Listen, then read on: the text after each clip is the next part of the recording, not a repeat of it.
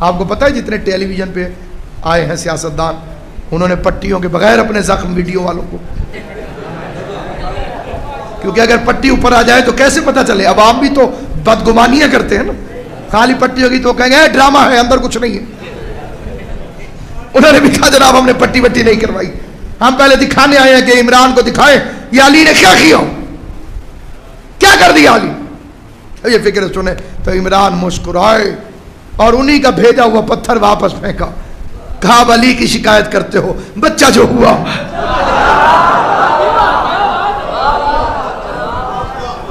اب یہ جو زخمی تھے یہ پڑے ہوئے،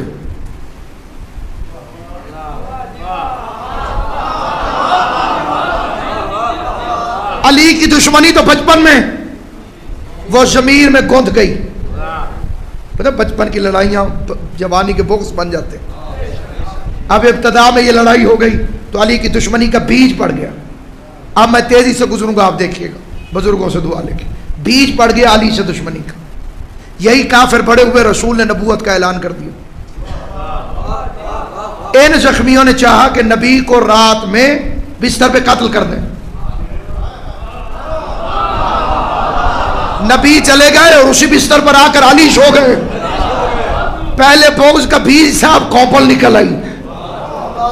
بدر میں محمد کا سر لانے گئے، آگے علی نے منہ توڑ دیا، وہ جو کوپلیں نکلی تھی وہ پودے بن گئے۔ احد میں بدلہ لینے گئے، جنگ جیت گئے، علی نے پھر دانت توڑ دیے۔ اب وہ بغض علی میں اضافہ ہوتا جا رہا ہے۔ وہ جو بچپن میں بغض پڑا تھا، بدر میں سارے کافر انتظار کر رہے تھے، آ گئے آ گئے آ گئے، محمد کا سر کہاں ہے؟ وہ سر جھکاؤ۔ اچھا چلو محمد کا سر چھوڑو، ہندا پوچھنے لگی میرے ابا جی کہاں ہیں؟ انہوں نے کہا علی نے مار دیا، میرا بھائی علی نے مار دیا، میرا چچا جاد علی نے مار دیا۔ اب پھر علی کی دشمنی، پھر علی کا بغض، بدر میں مار، احد میں مار، خندق میں مار، حنین میں مار۔ یہ تھی تلوار والی مار، اور دوسری علی کی دھار چل رہی تھی فضائل والی مار۔ کلیساروں نے کروائی تارا علی کے گھر، رشتے بہت سونے مانگی، زہرا صرف علی کو ملی۔ ان کے نکاح زمین پر بھی نہ ہوئے اور علی کی شادی عرش پر ہونا شروع ہو گئی۔ ان کے بچے شراب پیتے ہوئے پکڑے گئے اور علی کے بچے کو جنت کی سرداری مل رہی ہے۔ جناب زہرا کی قسم میں نے بہت بڑی تاریخ پڑھی ہے، ان کے بچے شراب پیتے ہوئے ریڈ ہینڈڈ،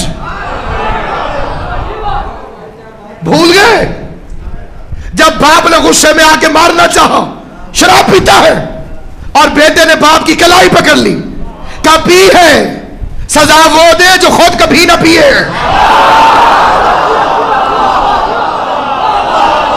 شراب پی ہے، سزا وہ دے جس نے خود کبھی نہ پی ہو۔ اب یہ فضائل کی مار پڑ رہی ہے۔ لے سورہ برات، میں جاؤں گا میں جاؤں گا۔ آدھے رستے میں گئے، اللہ نے کہا کہ بلا اسے واپس، یا خود جا اور رجل منک، خود جا یا اپنے جیسے کو بھیج۔ آدھے رستے سے واپس آ گئی، پھر فضائل کی مار پڑ گئی۔ 39 دن علم لے کے جاتے رہے، 40 دن لوتی ہے رایت القدم رجلا کرار غیر فرار، کل علم مرد کو عطا کروں گا۔ ساری رات تڑپتے رہے، ہمیں ملے، اگلے دن علی کو مل گیا۔ یہ فضائل کی مار، بالکل اسی طرح جیسے کلاس میں کوئی بچہ فاسٹ آئے، جو فیل ہوگا اسے بغض پیدا ہو جائے گا۔ وردی نیٹ اینڈ کلین ہو، جو صاف نہیں رہتا ہوگا اسے اس سے حسد پیدا ہو جائے گا۔ تقریری مقابلوں میں فاسٹ آ جائے، باقی خود بخود حسد ہوگا۔ اب ایک طرف علی تلوار سے مار رہے ہیں بدر میں، احد میں، خندق میں، ایک طرف فضائل سے مار رہے ہیں۔ دونوں واروں کا نتیجہ نکلا، جسے پڑ رہی تھی فضائل کی مار، اس کی بیٹی علی سے لڑنے آ گئی، اور جسے تلوار کی مار پڑ رہی تھی اس کا بیٹا علی سے لڑنے آ گیا۔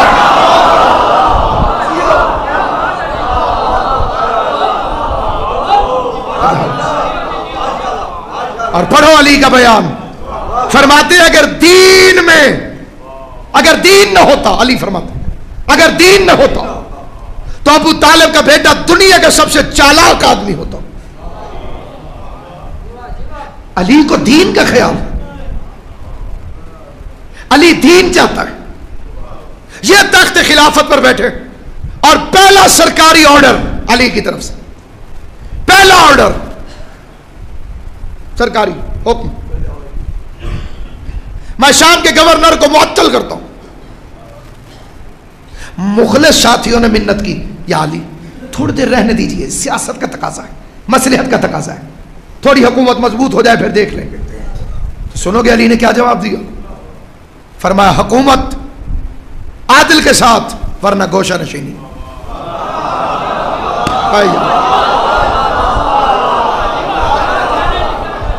اور میں آپ کی منت کرتا ہوں، سفارش کرتا ہوں، ریکمینڈ کرتا ہوں. یہ ایران میں جو امام علی ڈرامہ بنا ہے، اب اس کی اردو میں ڈبنگ کے ساتھ ترجمہ یہاں پہ اویلیبل ہے، اسے دیکھیے. شفیع، نہروان، جمل، علی کی زندگی دیکھیے. مولانا مودودی لکھ گئے علی کو سیاست نہیں آتی تھی.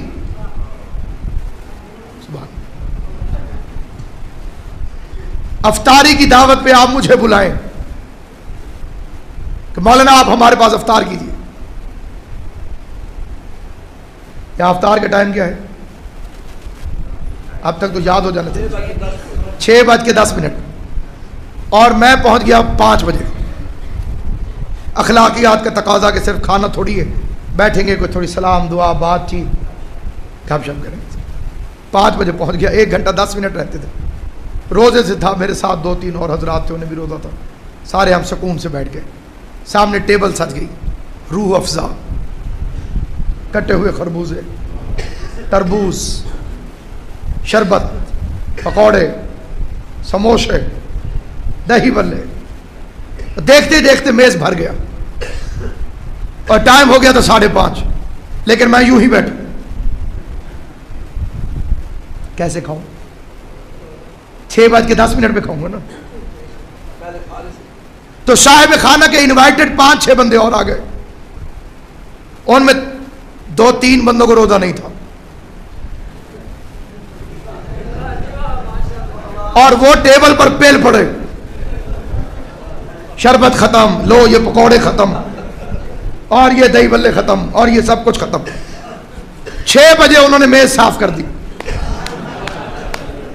اب اگر کوئی بے وقوف ہے اور دیکھے اور کہے مولوی صاحب کو کھانا نہیں آتا،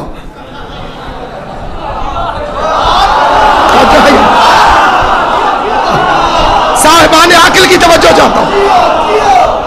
علی کے بارے میں بھونکنے والوں کہ علی کو سیاست نہیں آتی تھی، تم نے جو یہ بے دین کتے چھوڑ دیے تھے.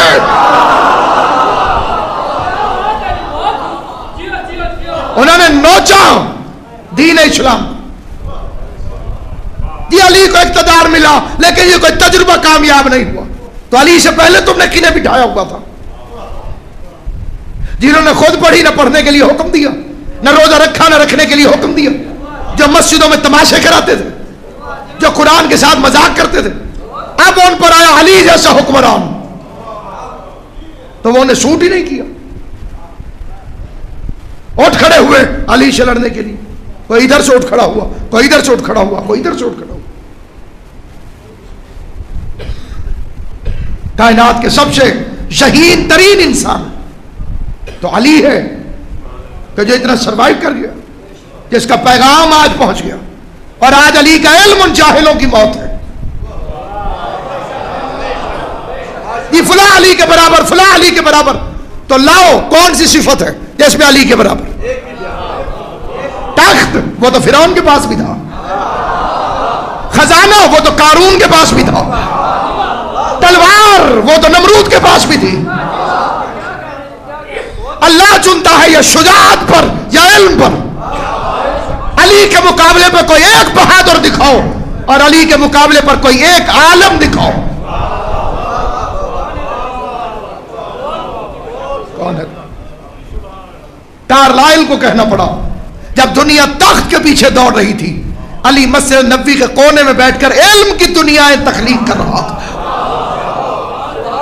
غیر مسلم ہے اور کیا کہتا ہے کہ علی کو معلوم تھا کہ تخت کو زوال ہے، علم کو زوال نہیں. تو شام میں پروپیگنڈا کرتا ہے کہ علی نماز نہیں پڑھتا، لے میں سجدے میں شہید ہو رہا ہوں. لوگوں نے کہا تھا یا علی جو آپ سے پہلے تھے ان میں کوئی حافظ قرآن خلیفہ نہ تھا، اب کوئی نئی روایت بن جائے تو بن جائے، صاحب کا کتابوں کی ذمہ داری سے کہہ رہا ہوں، علماء کرام کی موجودگی میں کہہ رہا ہوں، نہیں ہے کسی کتاب تو کوئی حافظ نہ تھا، اس لیے انہوں نے حفاظ قرآن کو متعین کیا تھا کہ وہ نماز تراویح پڑھیں۔ علی کیا آپ تراویح خود پڑھائیں گے یا کسی کو مقرر کریں گے؟ تو میرے مولا علی نے فرمایا کہ دیکھو اللہ نے قرآن میں ساری عبادات کے احکامات نازل کر دیے، دین غدیر میں مکمل ہو گیا، اور قرآن میں تراویح کے متعلق کوئی حکم نہیں پاتا، اور نہ رسول اللہ نے انہیں جماعت سے پڑھایا۔ نوافل ہیں، فرائض ادا کرو، بدعت کو قائم نہ کرو، سنت کو قائم کرو، یہ کہہ کے علی چلے آئے۔ لیکن جنہیں عادت پڑ چکی تھی انہوں نے علی کے ہوتے ہوئے صفیں بنائی اور کسی کو آگے کھڑا کیا اور نماز تراویح پڑھنا شروع کر دی۔ علی نے امام حسن کو بھیجا، امام حسن نے پہلے خطبہ دیا، انہیں منع کیا، پھر روکا، پھر منع کیا، پھر منع کیا، جب 3 دفعہ بھی وہ منع نہ ہوئے تو پھر امام حسن نے ان پر تعزیانے برسائے، پھر وہ وہاں سے نکلے اور شام گئے اور پروپیگنڈا کیا کیا؟ علی نماز بھی نہیں پڑھنے دیتا، علی نمازیوں پہ درے برساتا ہے۔ اس دن سے فرعون شام نے یہ پروپیگنڈا شروع کر دیا، علی نماز نہ پڑھتا ہے نہ پڑھنے دیتا ہے، علی نماز کا مخالف ہے۔